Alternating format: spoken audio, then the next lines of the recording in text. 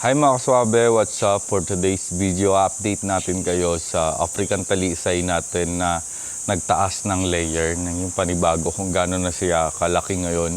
Di ba last time pinakita ko sa inyo biglang tumaas yung yung tumata yung layer niya na ang bilis lang. Pagkas ngayon siguro mga 4 days or 5 days yata akong hindi nakapag-vlog, nakapag-update sa inyo, papakita ko sa inyo siya. Saka for today's video rin, papakita natin yung in-order natin na African talisay sa Mindanao. Yung pinakita ko sa last video natin na pagdating dito sa akin, naglagas lahat yung mga dahon. As in, patay siya. As in, iisipin mo talaga na matay siya. Kasi as in, simot talaga. Pero tinanim ko pa rin siya. And then, yung mga natitiran dahon, kunting yugyug mo lang sa kanya, talagang nahuhulog hanggang sa totally nakalbo siya. Ngayon, papakita natin sa inyo kung anong result ng pagkakalbo niya. Ngayon, for today's video, i-update ko na rin kayo sa iba't ibang mga halaman na tinalakay natin nakaraan. Hi mga kaswabe, ito po yung update natin sa African talisay na yung nag-layer na ang bilis-bilis lang na 2 days lang is nagsanga siya. And then ngayon tignan nyo po, 4 days ago, 5 days ago yata to, kung gaano nakalaki yung mga sanga niya. Tinakita nyo yung kamay ko.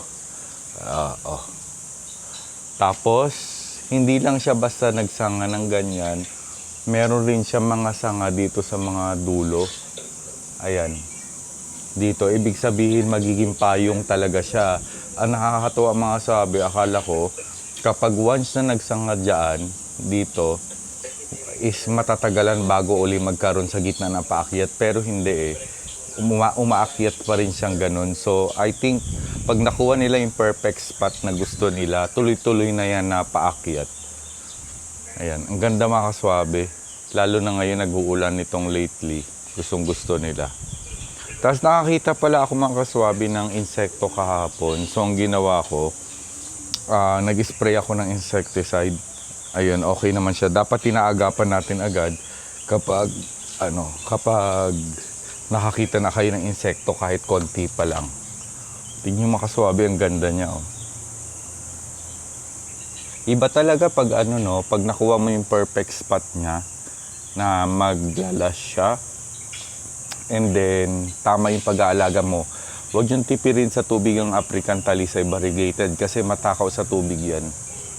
Pero wag naman sobrang Ang tamang pagdidilig ko kasi, ako based on my experience, ang pagdidilig ko sa African talisay, talagang lahat nilalagyan ko ng tubig, yung shower, tapos yung dito sa lupa niya, talagang hindi ko tinitigilan yung tubig hanggat hindi lumalabas yung tubig sa butas para umaabot hanggang sa ugat. Tapos ito yung isa naman nating African talisay. Ayan. Last na last rin sila ngayon. Actually lahat sila nag-last. Naka-direct sunlight yan mga kaswabe.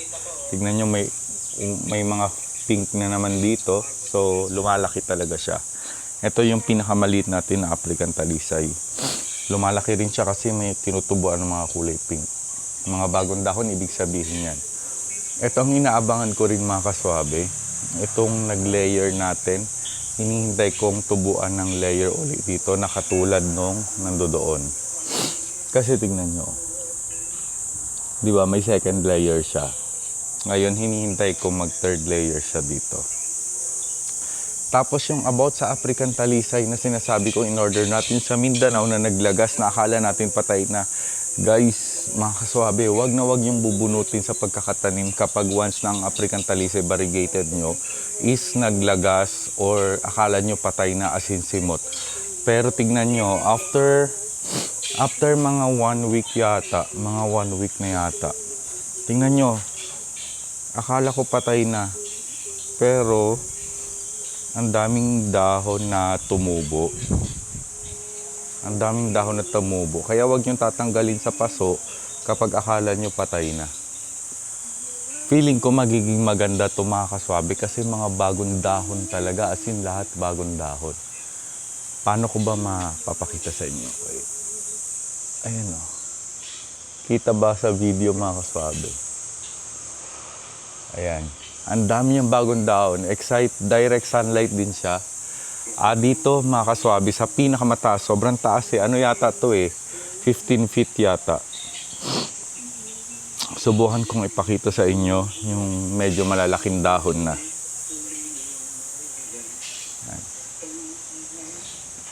Ayan, nakikita ba sa video mga kaswabe?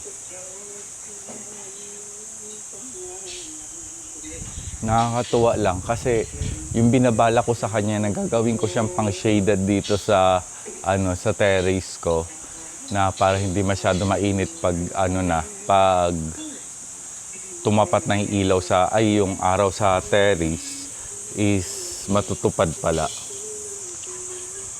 Ayan. Tignan nyo yung dalawang langaw. Pil na pil pa nila sa African talisay natin. Gumagawa sila ng baby. Nakikita ba? Ayan. Bugawin natin. Hoy, wag kayo dyan. Wag kayo dyan. So, ayan mga kaswabe. Tapos, may nangyari pala sa natin, sa tawag nito, sa natumbahan ng motor ko yung tinanim natin na pinopagate natin na na rubber plant. Tinamaan, so natapyasan ng dahon ito. Pero sana hindi siya mamatay, pero mukhang okay naman na sila. Ayan, ito yung pinaka unang kinat ko sa pinaka stem ng mother plant natin na rubber tree. Ayan, ang daming sanga. Ako mga kasabi, binabala ko, pataasin ko lang to ng konti. Puputulin na natin dito sa dulo para magsanga-sanga siya. Tapos, ito, in-outdoor ko yung natin, yung kinakibang tawag dito. May variegated na rubber tree. Paki-correct na lang ako. Yan yung may variegated. In-outdoor natin, so hindi naman siya nasunog. Mabilis talagang mag-grow yung isang plant kapag nasisinagan talaga na liwanag. And then, itong isang rubber tree natin yung kulay pula, ganun din. Yan, nakakatuwa. Parang may iba pa bang variety ng rubber tree. Parang gusto kong mag-collect. And then, yung napakarami ko palang parang aloe vera. Hindi ko alam kung aloe vera. Hindi to aloe vera, pero lahi ng aloe vera. Sobrang dami niya sa isang pot. So, ang ginawa ko, kinalas ko siya, dinivide ko lahat. Ayan. Ang dami, dinivide ko sila. So, ang dami ko na hiwa-hiwalay. Sobrang dami. Meron pa doon sa kabila. Yan yung halaman ko na panahon pa ng pandemic. Ito mga kaswabe sa gulaman tuloy, sa gumamela na variegated. Parang napansin ko natatagalan ako sa kanya lumaki. Ang ganda-ganda niya no? Natatagalan ako sa kanya lumaki. Gusto ko na siyang lumago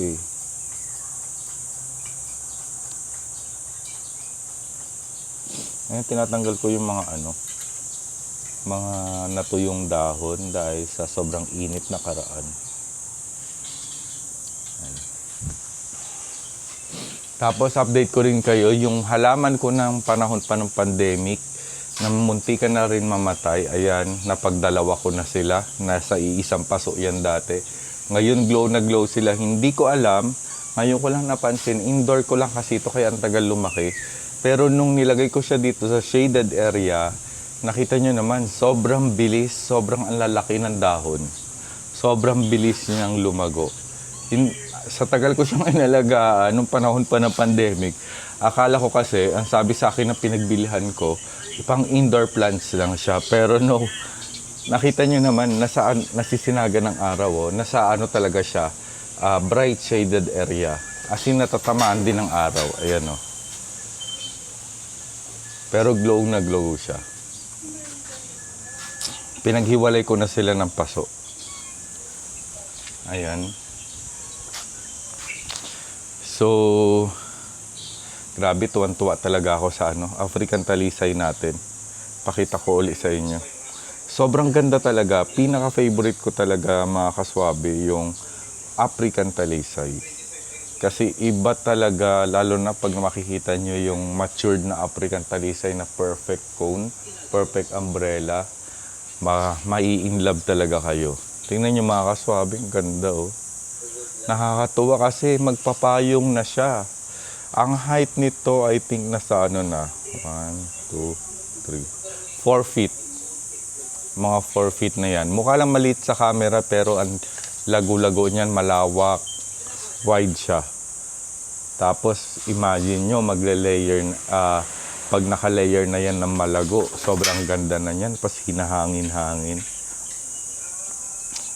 Tapos tips ko pala sa inyo, mga kaswabe, kapag may nakita kayo na dahon na nagsibol dyan na kulay green, pure green, walang variegation, tanggalin nyo na agad.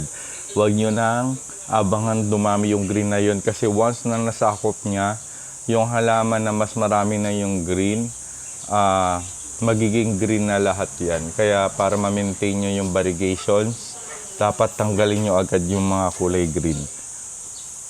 Yung may variegation, yung green na may variegation, huwag yung tatanggalin syempre. Ang ibig ko sabihin is yung pure green talaga. Yun ang tatanggalan nyo.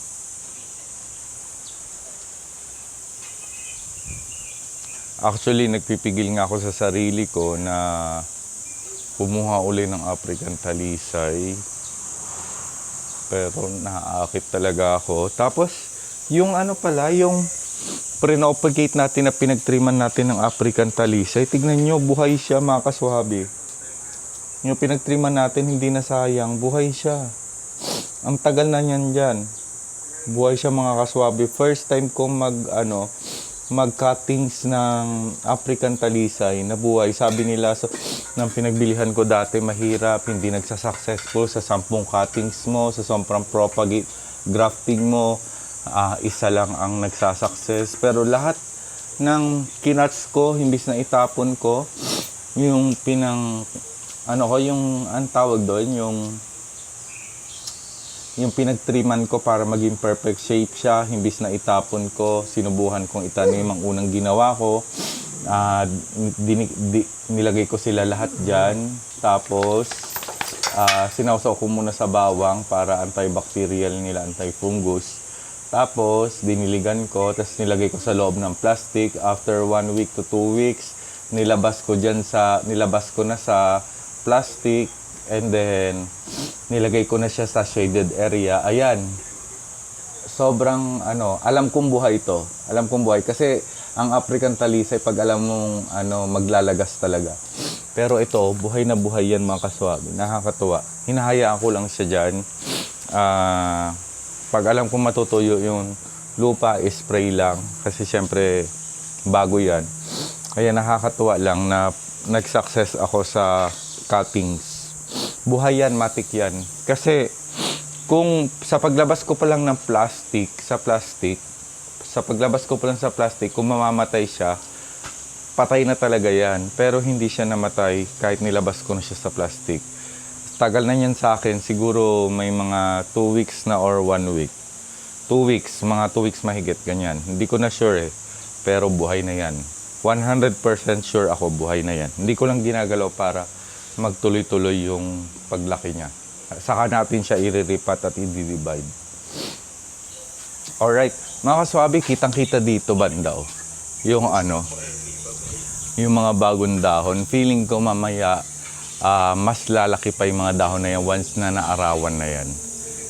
Once kasi nagsibol sila, tuloy-tuloy na yan eh. Kasi kahapon, kagabi, napakaliliit lang, hindi ko pa mapapansin yung mga dahon. Pero ngayon, after umulan kagabi, tas ngayon paggising ko, ayan, naglalakihan na yung mga dahon. Alright. Yan. Mga kaswabe, for today's video, maraming salamat sa patuloy niyong panonood sa akin. Sana wag naman kayo makalimot makasubscribe. Subscribe naman tayo sa kapalike ng videos natin. Thank you so much. God bless. Update ko po kayo sa mga susunod natin na na mga plants, mga bago nating aalagaan. Maraming salamat mga kaswabe. Thank you. God bless.